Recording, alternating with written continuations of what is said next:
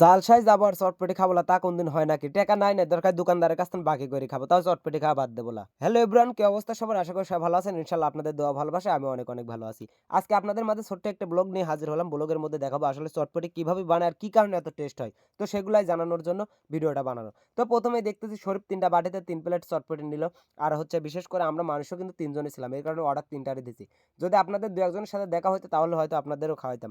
কিন্তু আপনাদের কারো সাথে দেখা হয় নাই। তো ১ম এ বিট লবণ দিল তারপরে দিচ্ছে হচ্ছে সালাদ। আজ কি সালাদ দিচ্ছে আর সালাতের মধ্যে কি আছে সেগুলাই দেখাবো।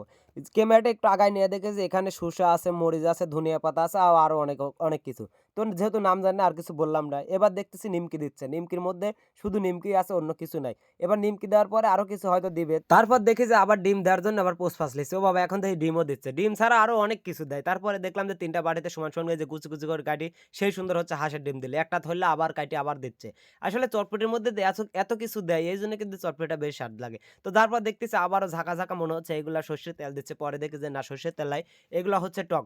পরে জিজ্ঞাসা করছিলাম ভাই বোতলতে না এগুলা কি দিলা? পরে কচ্ছে এগুলা হচ্ছে টক। আর টক দেওয়ার কারণেই কিন্তু চটপটিটা আরো বেশি টেস্ট লাগে। আরো কিছু দেয় তারপরে আরো মেলা কিছু দেয় নাই যেহেতু জাল সাহেব ফুরায় গেছে আর আমরা গেছি সর্বোচ্চ লাস্টে। এটা যে দেখুন চটপটিটা রেডি হয়ে গেল। সবাই হাতে তুলে দিচ্ছে এটা হচ্ছে কাকা। আর হচ্ছে এই পাশের যার হাতে তুলে দিচ্ছে এটা হচ্ছে বড় ভাই।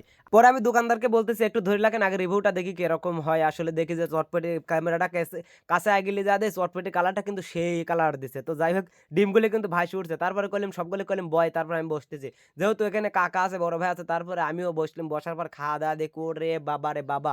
এক কথায় মানে কি বলবো জাস্ট ওয়াও মুখে লেওয়া মাত্রক যে কি স্বাদ লাগলো। না খাইলে